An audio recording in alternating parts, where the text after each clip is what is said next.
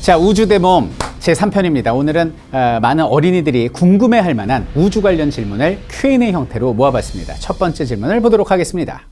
우주는 어른들만 연구할 수 있나요? 그렇지 않습니다. 평범한 어린이도 천문학과 관련한 세상을 바꿀 수가 있어요.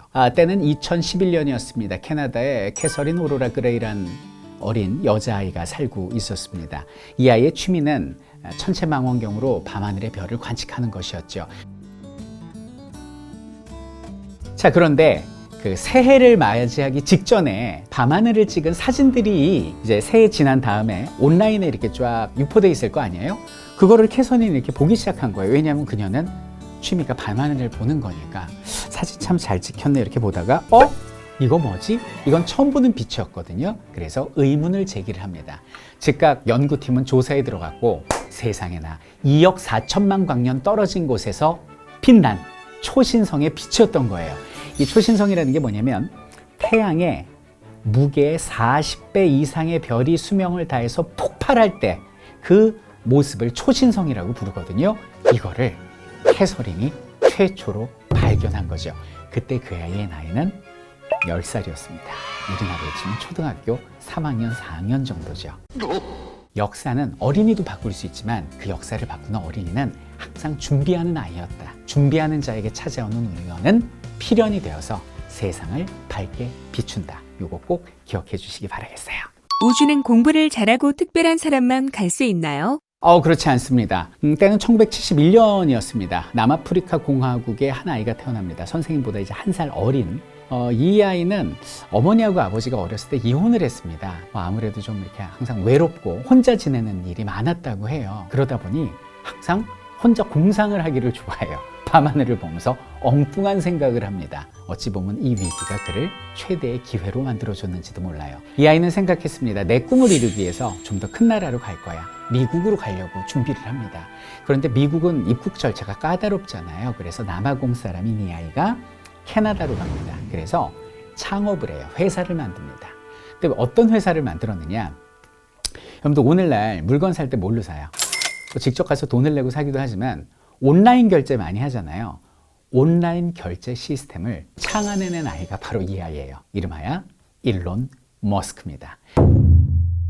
그래서 이 아이는 이 온라인 결제 시스템을 개발해서 페이팔이라는 회사로 발전을 시키고요. 이 페이팔을 파는데요. 얼마에 팔았는지 아세요? 2천억 원에 팝니다. 여러분들 2천억 원이 생겼어요. 감독님 2천억 원이 생겼습니다. 뭐 하시겠습니까? 지금 호흡곤란이 왔어요. 숨도 못 쉬고 계속 씩씩대고 계시는데요. 여기는 이 아이는 야구단을 인수하지도 그리고 집이나 차에 몰두하지도 않았습니다. 그 돈을 자기가 어렸을 때부터 꿈꿔왔던 미래 재투자랍니다. 그래서 이 엉뚱한 아이는 스페이스X 그리고 테슬라라는 회사를 만들게 되죠.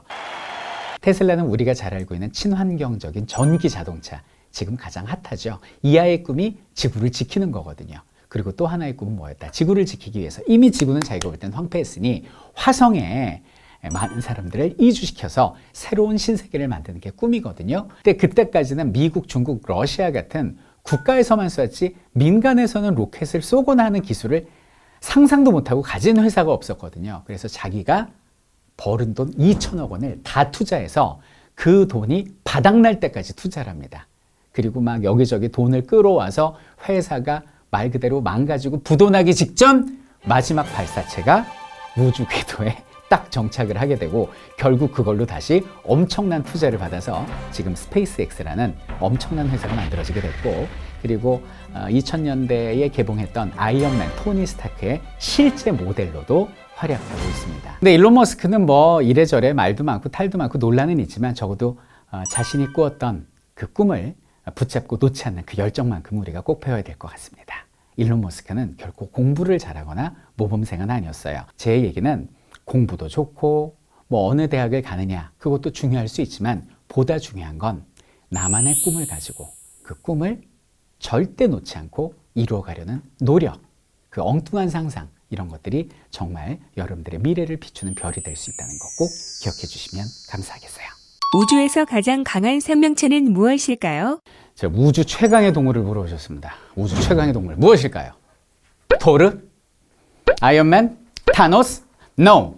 완보 동물입니다.